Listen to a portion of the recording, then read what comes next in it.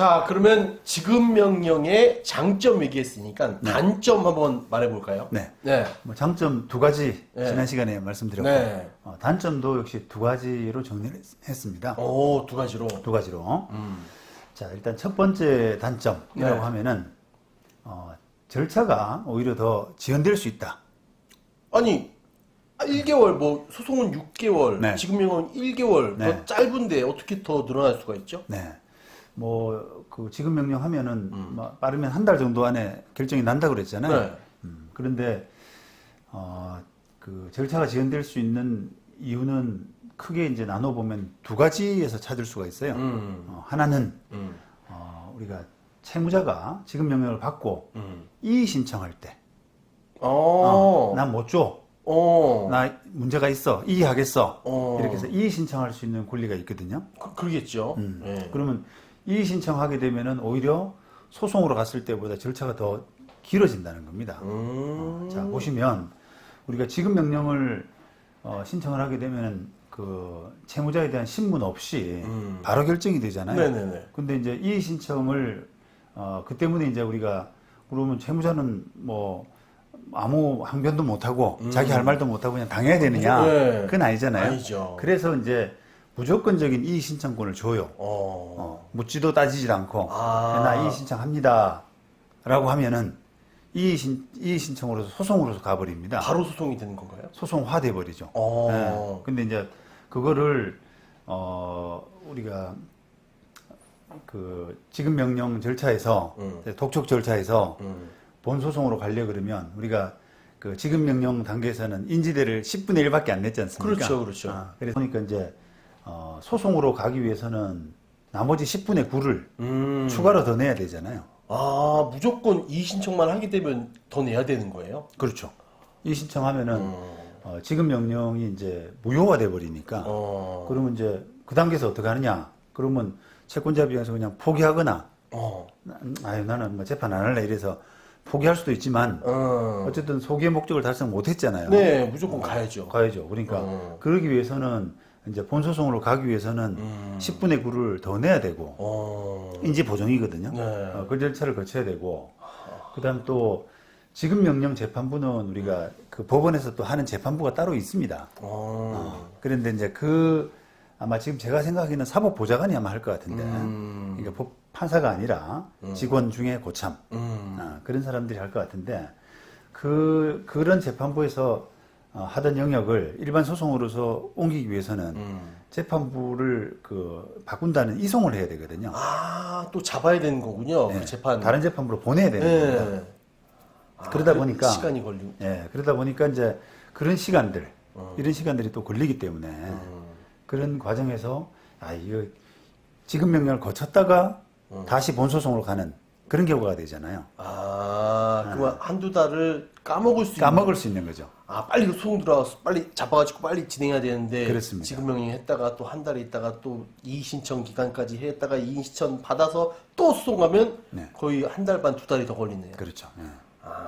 그래서 이제 무조건 빨리 될 것이다라고 생각하는 거는 좀 그런 면에서는 오산이죠. 그리고 또 어떻게 보면 우리가 임대인, 채무자, 임대인이 이 사람이 이해할 것 같다라는 조짐이 느껴지면은 아예 그냥 지급 명령으로 안 하고 본소송 하는 게 차라리 더 빠를 수가 있다는 겁니다. 이 사람이 악질이거나 아니면 솔직히 이렇게 내가 얼마라고 2억인 걸 알고 있지만 솔직히 1억 5천 받으면 돼. 근데 2억으로 넣었으면 무조건 나올 거 아니에요. 그거는 당연히 이의가 오죠. 그런데 이제 정상적인 받을 만한 보증금을 그대로 청구했어도 그냥 시간 끌기 위해서 무조건 이의하는 사람도 있거든요. 그죠. 그러니까 이제 그런 성향의 임대인이다 라고 하면은 아예 그냥 좀 그 결론을 빨리 내기 위한 차원에서 지급 명령 안 하고 바로 소송하는 것도 방법일 수 있습니다. 더 길어질 수 있다. 그렇죠. 네. 두 번째 단점은요? 아직 첫 번째 남아 있는데. 남아 있습니까? 절차가 이제 지연될 수 있는 것이 첫 번째 단점인데, 그 절차 지연의 소지가 꼭 그 채무자가 이의 신청한다라는 것뿐 아니라, 때로는 그 공시송달이라는 것, 우리가 공시송달 들어보셨죠? 네. 그거를 소송에서. 맞습니다. 뭐 소장 보냈는데, 피고가 이제 안 받을 때, 못 받을 때 네. 이런 경우에 그 받은 것처럼 간주해서 그냥 공시송달로 네. 진행하는 절차가 있거든요. 네. 그런데 일반 소송을 하게 되면 그게 공시송달 절차가 가능합니다. 몇 번 보내보고요. 네, 뭐 좀 주간, 조정해보고. 주간송달, 네, 그다음에 야간 야간 송달. 송달, 그다음에 또 특별 송달 이런 걸 하다가 거쳐서 공송달 주소 제대로 안 뒀으니까 그냥 너는 공송달로 가자라고 법원이 어느 순간 인정해 주거든요. 네, 맞아요. 그런데 일반 소송에서는 공송달이 가능하지만 이 지급 명령 독촉 절차는 불가능합니다. 지금 공송달이 없어요. 그러다 보니까 채무자한테 딱 가지 않으면 법원이 어떡할래? 그러니까 못 받는데 어떡할래? 이렇게 해서 일반 소송으로 갈 가능성이 높아요. 아까처럼. 아까처럼. 채무자가 이해한 것처럼. 야, 그러면 요 채무자는 안 받는 것도 팁이네요. 그렇죠. 네. 그렇죠. 예. 그래서 이제 이게 임차인 입장, 세입자 입장에서는 그런 임대인, 집주인이 분명히 이 일을 할 거다, 받고 이해할 거다라고 하거나 아니면 이 사람이 꾀를 부려가지고 일부러 안 받을 거다, 이런 조짐이 보인다면은 그냥 지급 명령을 포기하고 하지 말고 해서 그냥 일반 소송하시는 것이 더 나을 수 있다는 겁니다. 그런 면에서 이제 두 가지 면에서 절차 지연의 소지가 있다는 거예요. 오히려 일반 소송보다도 더. 그죠? 그래도 저 같은 입장에서는 지급 명령을 먼저 해보고 네. 그리고 이제 이의가 있든 뭐 하든 소송을 가는 게 조금 더 낫지 않을까. 네. 저도 뭐 종합적으로는 네. 이제 그런 말씀을 드리면서 변호사기 때문에 이제 의뢰인이 종합적으로 다 용어 조모를 보고 판단해야 되잖아요. 이런 설명을 드리면서 그럼 어떻게 하면 돼요라고 할 때는 저도 이제 지급 명령을 일단 시도해 보라. 왜냐하면은 인지대가 파격적으로 싸고 그러니까 그다음에 빨리 마실 가능성도 상당히 있고 하니까 권해는 드립니다. 빠르고 싸고. 빠르고 싸고. 그렇죠. 그리고 이제 그런 그 공송달 아까 말씀드렸는데 예외적으로는 공송달이 가능한 그런 경우도 있긴 합니다. 네. 그건 이제 일반 사람들한테 해당이 안 되고요. 이 은행 같은데. 좀 정확한데. 네. 그러니까 뭐 개인감 이렇게 말고. 뭐 그 청구 자체를 뭐 뻥튀기 한다거나 거짓으로 한다거나 이런 경우가 좀 적잖아요. 이거는. 그렇죠. 정확하게. 그러다 보니까 이제 그런 은행권들은 지급 명령을 신청해가지고 채무자가 안 받더라도 그냥 공송달로 증명을 내주는 그런 방법을 터주고 있습니다. 그게 이제 소송 촉진 등에 관한 특례법 여기에 20조 2에 그런 규정을 두고 있죠. 근데 이제 우리가 임대차 보증 청구하는 경우는 이거하고는 거리가 멀잖아요. 그렇죠. 다르죠. 그러니까 이제 공송달은 안 된다. 그것 때문에 조금 더 시간이 더 걸릴 수 있다. 이런 부분을 인지를 해야 됩니다. 자, 그다음에 두 번째 네. 단점입니다. 이게 지급 명령에 기판력이 없다라는 말을 하는데 그 변호사님이 기판력이라는 건 참 중요시 생각하시잖아요. 그렇죠. 딱 한 번 내려지면 쭉 간다. 네. 확정되는 네, 확정. 다툴 수 없는 그런 혈액인데요. 지급 명령은 기판력이 없기 때문에 다툴 수가 있는 거예요. 다시 결정이 나더라도 확정되더라도 그래서 이 보증금 분쟁이 재발할 가능성이 있습니다. 다시 그게 단점이라고 할 수 있습니다. 무조건 소송으로 또 이어질 수 있는 거네요. 다시 재발할 가능성이 있다는 거죠. 자, 예를 한번 들어볼게요. 네. 우리가 보증금 1억을 못 받았어요. 그래서 그 1억 청구하면서 이제 임대차 만기부터 연 5%를 1억 함께 달라. 1억 플러스 5%. 만기 이후부터 연 5% 이렇게 이제 청구를 했습니다. 그런데 그게 그 임대인이 그걸 받고도 이의 신청을 안 했어요. 뭐 언뜻 봐서는 맞는 이야기 같잖아요. 그리고 정신도 없고 하니까 그냥 그게 이제 확정이 돼 버렸어요. 받은 때로부터 2주가 넘어서 이의가 없으니까 확정이 돼 버렸는데 자, 그런데 이제 가만히 생각해 보니까 나중에 확정되고 나서 임대인이 생각해 보니까 이거 저기 이사도 안 가고 이 사람이 임차인이 이사도 안 가고 머물면서 5% 이자를 달라고 그러니까 이건 아니지 않냐? 그렇죠. 그럼 월세를 좀 내야죠.